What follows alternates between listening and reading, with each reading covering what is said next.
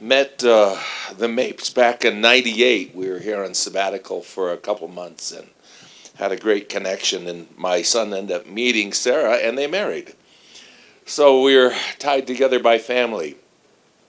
But I remember 20 some years ago, we had a tree go down. We have a ranch in Sheridan, 2.5 hours from here. And a tree fell. It was a 70-foot fir tree, a windstorm, took it down, huge root ball. Basically, I called Rick about it. What do I do with this thing? And he says, I'll be right down. So he shows up with a trailer with some kind of front loader on it. I don't remember what kind of front loader, but basically he cuts up the tree, picks the root ball up, and deposits it back behind the barn where it sat for a long time, and just said, then see you later. It was like that. I didn't even ask him for the help. I said, what do I do? And he showed up to take care of it.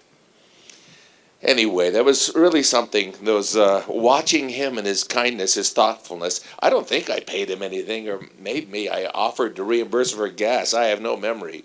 But all I remember is he volunteered to show up. If you know Rick at all, you know he has strong feelings about politics. But what I appreciated about him was that he was he worked out his own thoughts. He didn't just go listen to somebody and accept it. In other words, he found people who agreed with him that he'd already worked through. It wasn't somebody who he just read something, and he actually worked it through. Then he found people that agreed with him. So I always appreciate people who think through their issues, if you will, and don't just accept what popular speakers are saying. But as I say, you know him in that regard. Anyway, I knew we were marrying into a good family when he insisted those early years that we camp with him and shoot shotguns.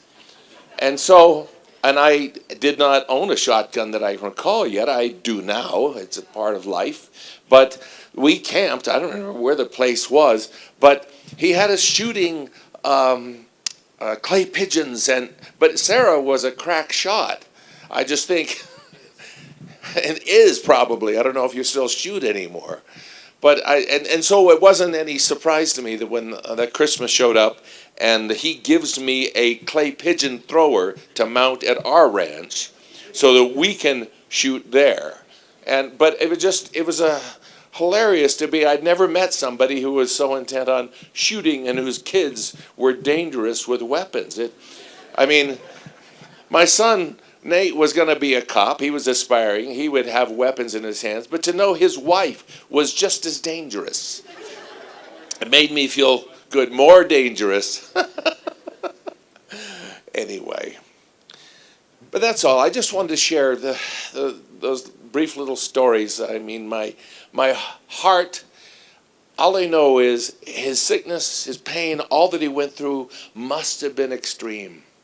It must have been extreme, because from the decline, it was just that's what gets me more than anything. I know he's in heaven, but to think of the remaining months he had and what he was going through must have been so hard. I still weep when I think about how hard it must have been.